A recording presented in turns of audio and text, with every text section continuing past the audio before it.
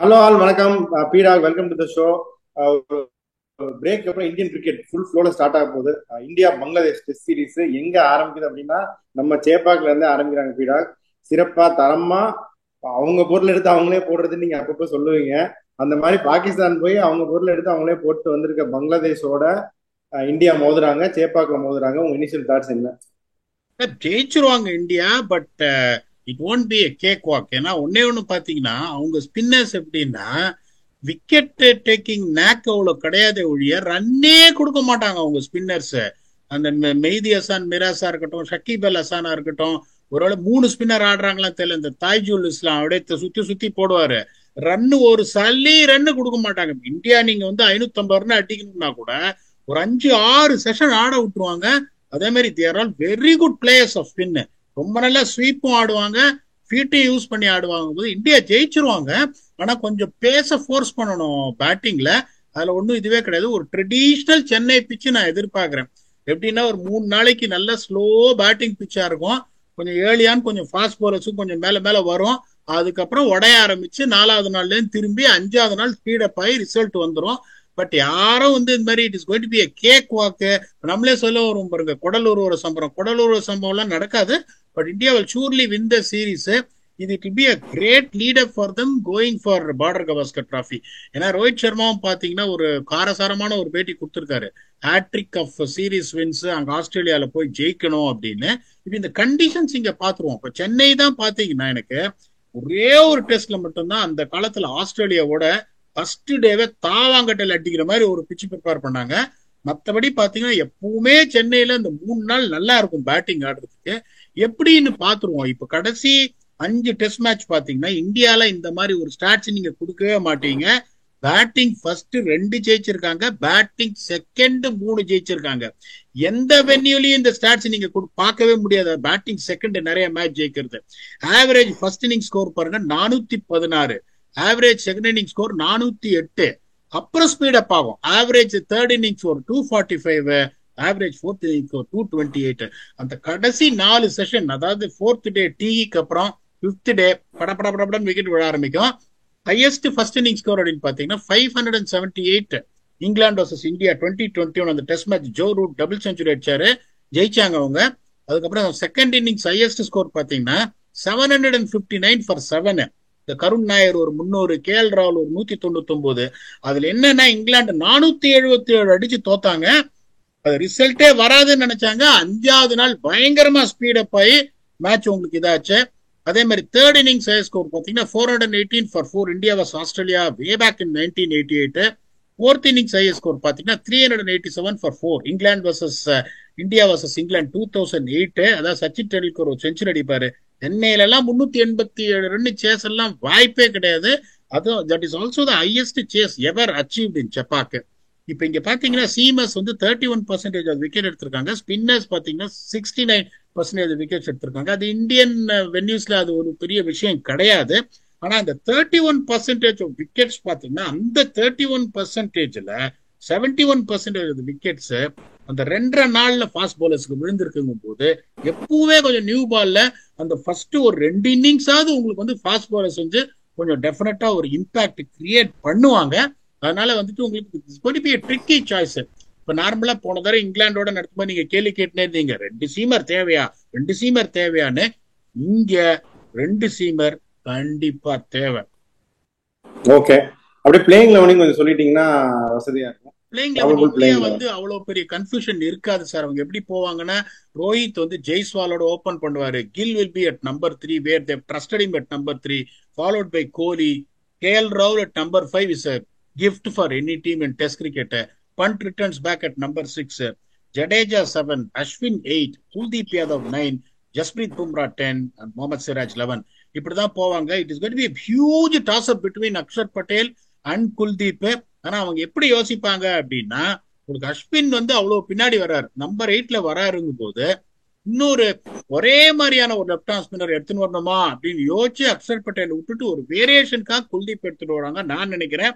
இன்னொரு வெளியில உட்காருது சர்ஃப்ராஸ் கான். சர்ஃப்ராஸ் பாவம் தானே பீடா. அவர் உள்ள வரணும்னா நீங்க வந்து சிராஜ் தான் உட்காந்து வைக்கணும். 3 ஸ்பின்னர் சென்னையில நீங்க விடவே முடியாது. அதைத்தான் நான் சொல்லினே இருப்பேன். ஹர்திக் பாண்டியா இருந்தாருன்னா அந்த நியூ பால் அவர் போட்டு ஏமாத்திடுவார் ஒரு 6 ஓவர் ஸ்பெல்ல.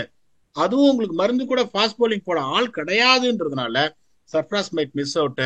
அதுக்கப்புறம் பாத்தீங்கன்னா உங்களுக்கு துருவ் ஜூரல் ஆடுறதுக்கு வாய்ப்பே கிடையாது. அவர் வந்து reserve wicket keeper for Pant. Even though but telling impact in his last test match he played against England which was main reason for India winning the series. அதுக்கப்புறம் பாத்தீங்கன்னா ஆகாஷ் தீப் ஆட மாட்டாரு. அன்பார்ச்சுனேட்லி யாஷ் தயால் ஆட மாட்டாரு. 3 ஃபாஸ்ட் bowlers இங்க ஆட முடியாது. ஸோ இந்த பிளேயிங் லெவன் ரொம்ப ஈஸி. அவங்க பாருங்க, ஷாத்மான் இஸ்லாம் வித் ஜஹீர் ஹசான். ஜஹீர் ஹசான் பெருசா ஸ்டெப் அப் பண்ணல, பட் ஒரு நல்ல talent. Followed by Shanto, Mominul Haque, Mushfiqur Rahim, Shakib Al Hasan, Litton Das, Mehidy Hasan Miraz, Taskin Ahmed, Nahid Rana. ஒரே ஒரு இது இங்க என்னன்னா, இந்த ஹசான் மஹமூத் ஆடுவாங்களா இல்லைன்னா இன்னொரு இது spinner left hand spinner Taijul இஸ்லாம் ஆடுவாங்களா அப்படின்ற ஒரே ஒரு டாஸ் அப் தான். எனக்கு தெரிஞ்சவங்க எப்படி போவாங்கன்னா, சரி 3 ஃபாஸ்ட் bowlers எடுத்துன்னு போறேன். ஹசான் மஹமூதும் decently quick, Nahid Rana quick, Taskin Ahmed experience bowler try and strike up front. வெளில அந்த ஜேக்கர் அலி உட்காந்து இருப்பாரு. இந்த டாப் 7 கிராக் பண்ண முடியாது. கலீல் அஹமத் ஆட முடியாது, நயீம் ஹசான் ஆட முடியாது, முகமதுல் ஹசான் ஜாய் ஆட முடியாது. இப்போ உங்களுக்கு எட்ஜ் அப்படின்னு பாத்தீங்கன்னா, இப்ப இங்க வந்து ரொம்ப சிம்பிள். இருக்கிற ஃபாஸ்ட் bowlers 2 இன்னிங்ஸ்லயும் அந்த 10 ஓவர்ல ஸ்ட்ரைக்கிங் அப் ஃப்ரண்ட் எபிலிட்டி யாருக்கு இருக்கு? சிராஜ் டெஃபினெட்லா பாத்தீங்கன்னா அதுல வந்து இன்னைக்கு கொஸ்டினே பண்ண முடியாது. பும்ரா பத்தி நான் சொல்லணும்ன்ற அவசியம் கிடையாது. அங்க பாத்தீங்கன்னா Taskin Ahmed is extremely experience skilful bowler. Nahid Rana பாத்தீங்கன்னா is really quick, is rushing the batsman, கொஞ்சம் ராவா இருக்காரு. ஹசான் மஹமூதும் பாத்தீங்கன்னா நல்ல டேலண்ட். பட் இந்த கிளப்ல சேர்க்க முடியுமா பும்ரா சிராஜ்? முடியாதுன்றதுனால அந்த எட்ஜிங் இருக்கு. அதுக்கப்புறம் பாத்தீங்கன்னா ஸ்பின்னர்ஸ் அப்படின்னு பாத்தீங்கன்னா ஜடேஜா, அஸ்வின், குல்தீப் கத்தி என்னை பொறுத்த வரைக்கும் probably number 1 spin polling lineup. அங்க பாத்தீங்கன்னா உங்களுக்கு இந்த ஷக்கீப் அல் ஹசானா இருக்கட்டும், மெஹதி ஹசான் மிராஸா இருக்கட்டும், அவங்களுக்கு எரிச்சப்பட்டு விக்கெட் கொடுத்தாதான் உண்டே ஒழிய அவங்க ட்ரபிள் பண்ண மாட்டாங்க. அவங்களை அப்படியே ஒரே இடத்துல நெகட்டிவ் ஃபீல்ட்ல போட்டுனே இருப்பாங்க. டாட் பால் மேல டாட் பால் வந்துனே இருக்கும். இந்தியன்ஸ் பாத்தீங்கன்னா ஃபீட்டை யூஸ் பண்ணி செதற அடிச்சிருவாங்கன்றதுனால இந்த ஸ்பின்னு உங்களுக்கு இருக்கு. இந்த டாப் 7 பார்ப்போம். ஷாத்மான் இஸ்லாம் நல்ல player, not that experience. Zakir Hasan same. Shanto in and out. Mominul Haque is super player. Mushfiqur ரஹீமை பத்தி நான் சொல்லணும்ன்ற அவசியம் கிடையாது. அதே மாதிரி ஷக்கீப் அல் ஹசான், லிட்டன் தாஸ், இது ஒரு வெரி குட் பேட்டிங் லைனப்.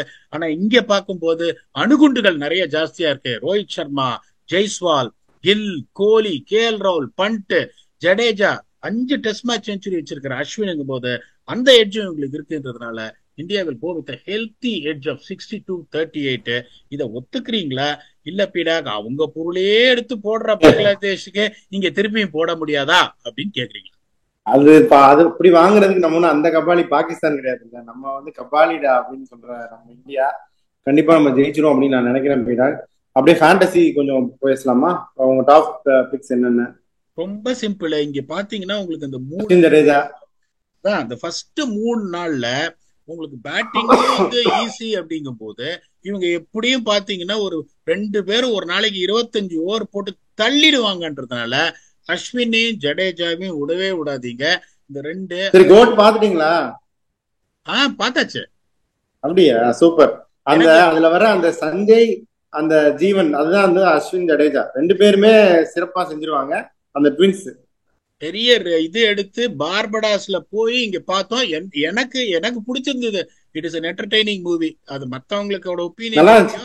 எனக்கு I really enjoy the 3 hours. அந்த பயங்கர ஒர்க்லோடு, டிராவல், அதுல நான் அதை என்ஜாய் பண்ண ரொம்ப கஷ்டப்பட்டு. நாங்க நிறைய பேர் வந்து சிஎஸ்கே ரொம்ப ஜெயிக்கிற மாதிரி காமிச்சிட்டாங்க. மத்த பிரான்சைசி ஃபேன்ஸ் எல்லாம் கொஞ்சம் ஃபீல் பண்ணாங்க. பட் ஓகே, என்டர்டெய்னிங் மூவி, ஃபன்னா இருந்துச்சு. படம் சார், படம்னா அப்படி படம்ங்கிறது என்னன்னு பாத்தீங்கன்னா it has to be entertaining. முடிச்சுட்டு நீங்க வெளியே போறப்ப சந்தோஷமா வரணும். என்ன பொறுத்த வரைக்கும் I was happy that 3 hours very good break for மேல எந்த சந்தேகம் கிடையாது. நீங்க சொல்ற அதே எக்ஸாம்பிள் படி அஸ்வின் ஜடேஜா எடுத்துருவேன். இந்த ஷக்கீப் அல் ஹசானும் பாத்தீங்கன்னா ஒரு 2 போட்டுனே இருப்பாரு. அதே மாதிரி பேட்டிங்கும் ஆடுவாரு. ஷக்கீப் அல் ஹசானை எடுப்பேன். அதுக்கப்புறம் வந்துட்டு பாத்தீங்கன்னா ரோஹித் சர்மாவை கண்டிப்பா நான் விடவே மாட்டேன். 4வது பிக்கு. 5வது pick is going to surprise you. It is going to be Mushfiqur Rahim. So என்னோட பிக்ஸ் பாத்தீங்கன்னா 3 from India. That is going to be Rohit Sharma, Ravindra Singh Jadeja, R Ashwin. அங்க பாத்தீங்கன்னா ஆல்ரவுண்டர் ஷக்கீப் அல் ஹசான் அண்ட் முஷ்பிகுர் ரஹீம். இதை நீங்க ஒத்துக்கிறீங்களா? ஒத்துக்கிட்டா மீதி 5 பிக்க முடிச்சு வச்சிருங்க வியூவர்ஸுக்கு. அதான் நம்ம பேட்டர்ஸ் எடுத்துருவேன். விராட் கோலி விட முடியாது. அதுக்கப்புறம் ஜெய்ஸ்வால் சேர்த்துக்கலாம் அப்படின்னு நினைக்கிறேன். மேதி மிராஸ் நீங்க சொல்லல விராட், ஆல்ரவுண்டர் இல்ல. ஒரு 20 ரன் வந்துடும், ஒரு ஒரு 2 விக்கெட் வந்துடும். ஃபேண்டசி பாயிண்ட் ஆஃப் வியூல அதை நம்ம மிஸ் பண்ணவே முடியாது. டஸ்கின் அதே மாதிரி தான். இந்தியா ஆனா ரிஸ்க், பங்களாதேஷ் பவுலர் எடுக்கிற risk. India may very well bat only ones. அதனால I may go for somebody like Virat Kohli. Rohit நீங்க சொல்லிட்டீங்க. ஸோ கோலி, கில் இருக்குல்ல, சுமன் கில், கில்லு ஜெய், ஓகே கில்லு ஜெய்ஸ்வால் கோலி அப்படியே நான் எடுத்துறேன். இந்த பக்கம் மேதி மிராஸ், ஷண்டோ ஒரு நல்ல பேட்டர், கொஞ்சம் சாலிடா ரன் அடிக்கக்கூடிய பிளேயர். ஸோ இதை நான் எடுக்கிறேன். ஸோ இதான் என்னுடைய பிக்ஸ் வீடா. கோலி, ஷண்டோ, மேதி மிராஸ், ஜெய்ஸ்வால், கில். இதுல உங்களுக்கு என்னென்ன நிறைய பேர் கேட்பாங்க இந்த மாதிரி. ஒரு சில வென்யூ எல்லாம் பாத்தீங்கன்னா இந்தியால, ஐயோ டாஸ் போச்சே. ஒரு சில எக்ஸ்பர்ட்ஸ் எல்லாம் என்ன பண்ணுவாங்க, win toss win the match in India. சென்னையை பொறுத்த வரைக்கும் இப்ப நான் சொல்லிட்டேன், அந்த மாதிரி 3 டெஸ்ட் மேட்ச், கடைசி 5 டெஸ்ட் மேட்ச்ல பேட்டிங் செகண்ட் வின் பண்ணிருக்குன்றதுனால நீங்க டீம் பேட்டிங் ஃபர்ஸ்ட் 330க்கு நீங்க ஆல் அவுட் பண்ணீங்கன்னா கூட as a bowling unit you have done the job well.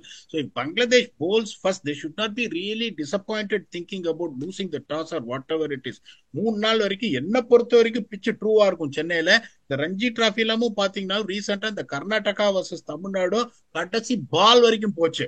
அதனால சென்னை விக்கெட் எப்பவுமே அந்த மாதிரி தான் இருக்குது. போரிங்கா ஒன் சைடடா ஒரு 1.25 நாள்ல முடியறது அதெல்லாம் சென்னையில இருக்காது. It's going to be hot tussle between the bat and பால்ன்றதுனால team which is losing the toss and bowling first, அந்த நெகட்டிவிட்டிக்கு போவே கூடாது. பர்டிகுலர்லி பங்களாதேஷ் என்ன பண்ணணும்னா இந்தியாவை இந்த மாதிரி எரிச்சல் தான் படுத்தணும்.